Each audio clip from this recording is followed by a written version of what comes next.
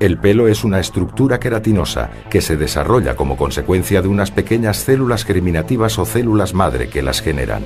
El pelo es, por tanto, el resultado de un proceso celular. Estas células se encuentran en reposo dentro de la epidermis. En un momento determinado y por razones aún desconocidas, se activan para el inicio de la formación del pelo.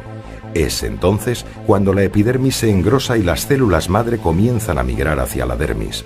Una vez allí, las células madre comienzan el proceso de creación del pelo, iniciándose por la zona más profunda.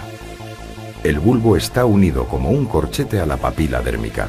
A través de la comunicación establecida entre el tejido epitelial del bulbo y el tejido conectivo de la papila, se comienza a intercambiar mensajes provocando que estas células inicien la multiplicación de los queratinocitos en la parte más baja del bulbo.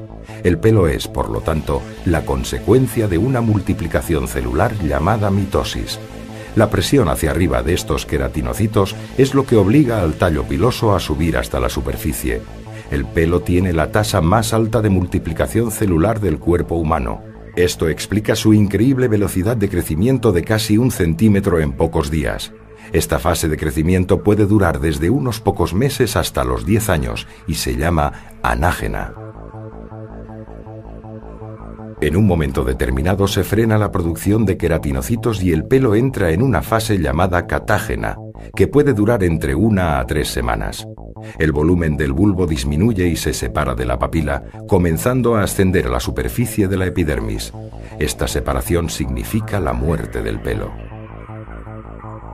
A partir de este punto, el pelo se desprenderá con cualquier ligero movimiento. Esta fase se llama telógena. Durante dicho periodo, la papila abandona las profundidades de la dermis y permanecerá durante varios meses en una fase latente o de reposo. Pasado cierto tiempo y ante un estímulo aún desconocido, se restablecerá la comunicación entre el bulbo y la papila y comenzará un nuevo ciclo del pelo. La depilación es el proceso mediante el cual el pelo es eliminado de la piel.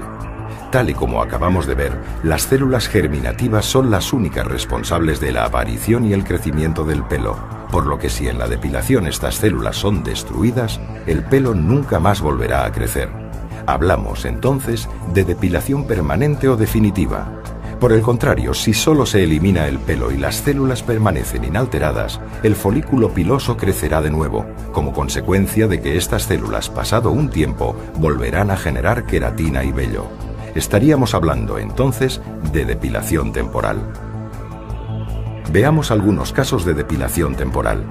En el rasurado, por ejemplo, lo único que se realiza es un corte de la parte exterior del pelo, por lo que el resto permanece inalterado y, por supuesto, las células continúan vivas. Pasadas unas horas, el pelo vuelve a salir a la superficie.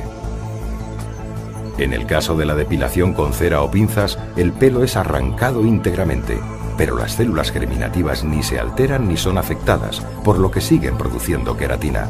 Después de unos días, el pelo es visible de nuevo. La depilación permanente solo será posible, como ya hemos comentado, mediante la eliminación de las células madre, pero ¿cómo conseguirlo?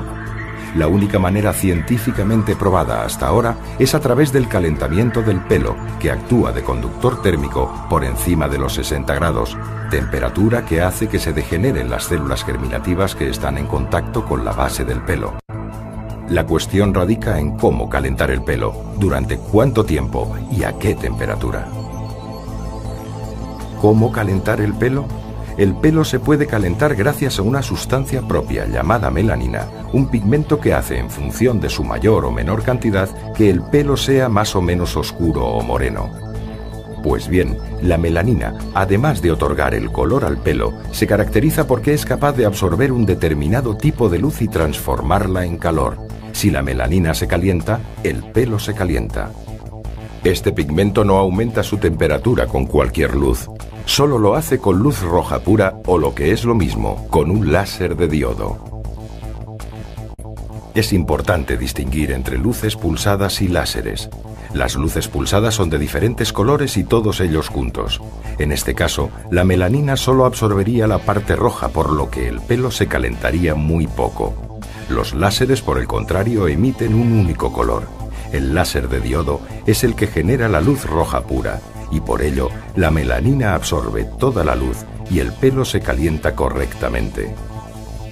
Ahora que sabemos cómo se puede calentar el pelo, es esencial determinar qué temperatura tiene que alcanzar y durante cuánto tiempo. El folículo piloso debe ser calentado como mínimo a 60 grados y conseguirlo en un tiempo inferior a los 30 milisegundos. De esta manera, el pelo y las células se destruyen sin que el tejido que lo rodea se vea afectado. Esta es la llamada teoría de la fototermólisis selectiva. Si no se logra que el pelo alcance al menos esa temperatura y durante ese tiempo, los resultados no son efectivos.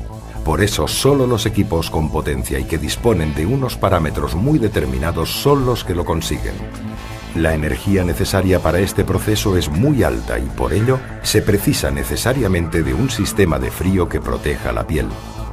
Por lo tanto, y como resumen, para conseguir resultados definitivos en depilación es necesario utilizar un láser de diodo de 810 nanómetros con alta potencia que primero enfríe la piel y a continuación emita la energía suficiente para calentar el pelo y degenerar las células pilosas. El pelo, pasados unos días, es expulsado por la piel y no vuelve a crecer más.